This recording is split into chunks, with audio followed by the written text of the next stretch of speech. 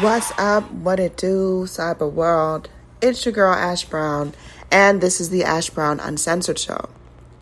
On this program, I talk a little bit about everything. It may be pop culture related, it may be Ash Brown related. You just gotta stay tuned to see exactly what it is I'm gonna talk about. All right. Shout out to everyone first and foremost for supporting me, supporting this movement, supporting this little venture.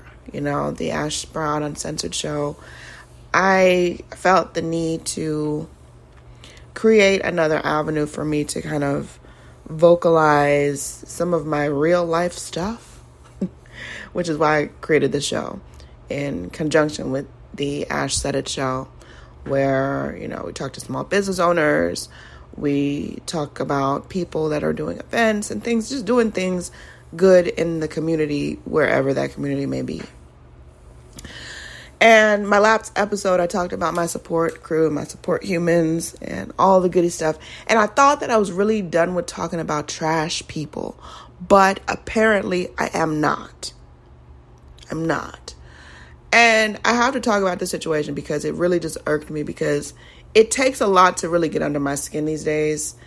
And it's been my experience that when people come from the past back into my current life, it usually doesn't work. It's usually not a fit, and we fall out.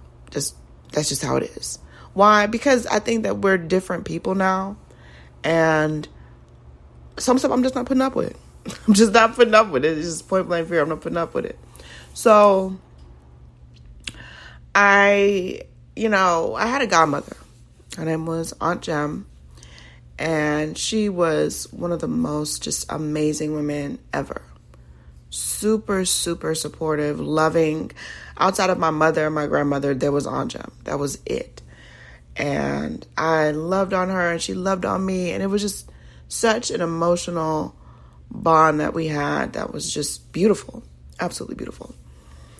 And Aunt Jem had 3 kids. And one of them was her middle son.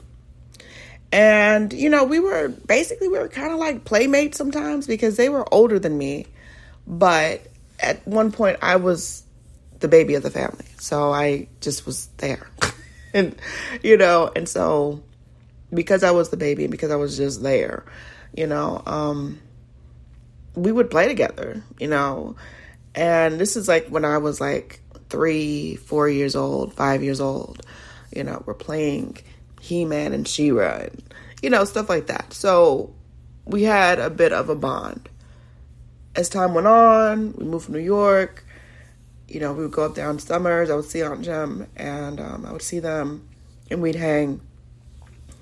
But Aunt Jem passed in the year 2000 and it was soul crushing.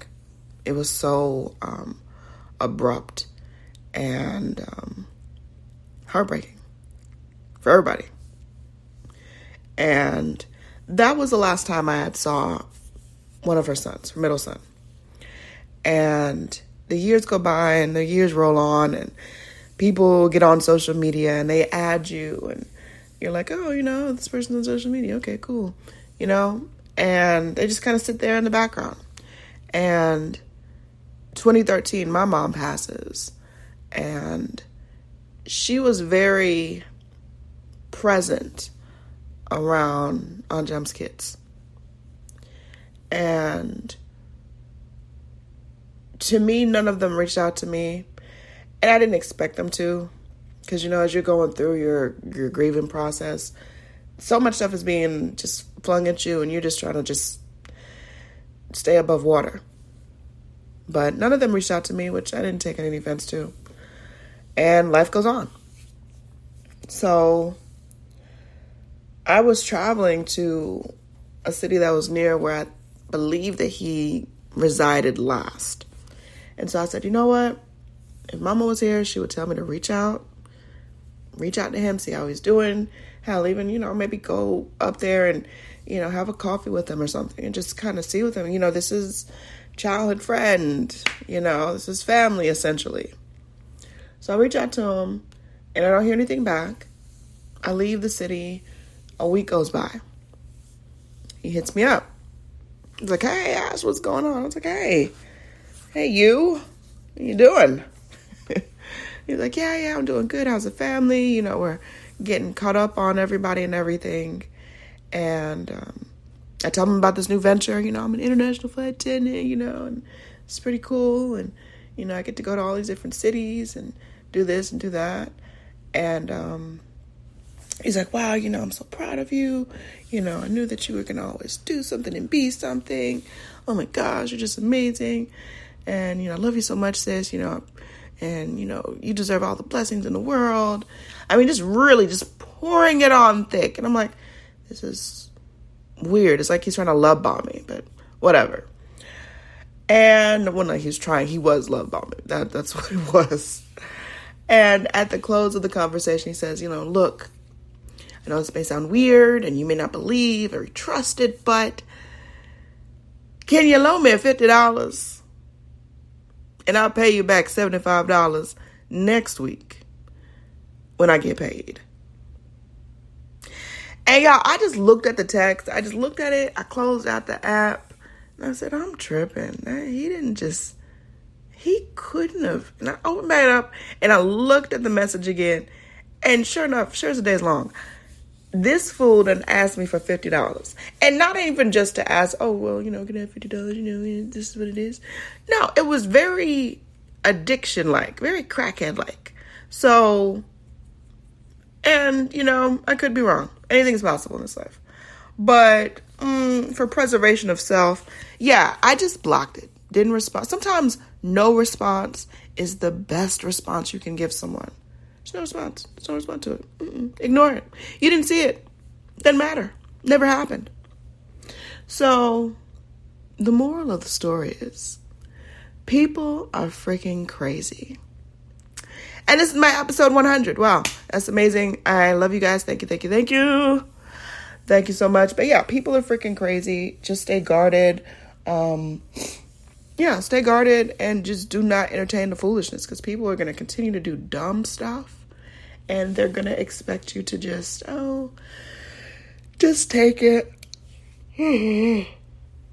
Excuse me. They're going to expect you to just take it and just, you know, digest it and just be it. And, oh, it's okay. Don't be so extra, Ash. You need to be so extra, Ash. Just let me the $50, Ash. And I'll give you $75 next week. This man is in his mid-40s. Really and truly. He's got kids. He's got all kinds of situations and things going on. And I can just tell he's just putting it into the wrong stuff. And it's really sad, because Aunt Jem would really be disappointed. She would have really been sad at the route that her son went in life. And I think that's the saddest part of it. But yeah, that's the story. Yeah, you guys know, I just like to just share these little tidbits, little stories and stuff, because they're real life. I can't make this type of stuff up. I could try to, but it would never be this good. It would never be this unbelievable. It would never be this random.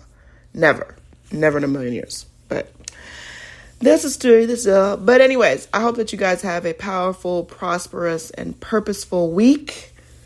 I love you guys to pieces. Thank you so much for all of your love and support. And here's to the next 100 episodes of the Ash Brown Uncensored Show.